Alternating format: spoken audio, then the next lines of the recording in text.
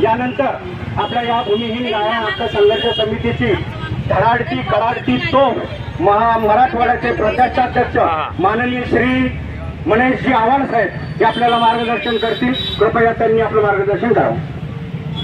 आपल्या बाईमध्ये आले तर हा गुन्हा निरीक्षण करायचा केले. आमचे आव्हाड साहेब होते पेटनचे, आमचे अल्लाह साहेब होते, फडणवीस साहेब होते, बरेच मंडळी जे असतील. आपण बघा सगळे त्याच्यामध्ये सगळे पुरावे जोडले ते सगळे आपले पुरावे जोडले. शेतकऱ्यांचं शपथपत्र जोडलं, गोऱ्याखाचं जोडलं, गावातल्या पोलीस पाटलाचं जोडलं, सगळ्यांचं आपण पुरावे देऊन आपण ते फाईल दाखल केलेले आहे. पण आज आपल्याला ते फाईलची उठ सुद्धा देत नाही का, तिसरं दाबून टाकलं. त्याला नकोच आहे. मला काय म्हणायचं आपलं का बरं अन्याय करतं. कारण आतापर्यंत जर कुठलीही गोष्ट घडली तर ती साक्ष पुराव्याची ती न्यायालयाला निर्णय देतं. आंदोलन करतोय, मोर्चे काढतोय. आतापर्यंत मी जवळपास खूप मोठे मोर्चेमध्ये सहभाग घेतलेला. मनोहर साहेब असतील, आम्ही सोबत खूप मोठे आंदोलन केले, मोर्चे काढले.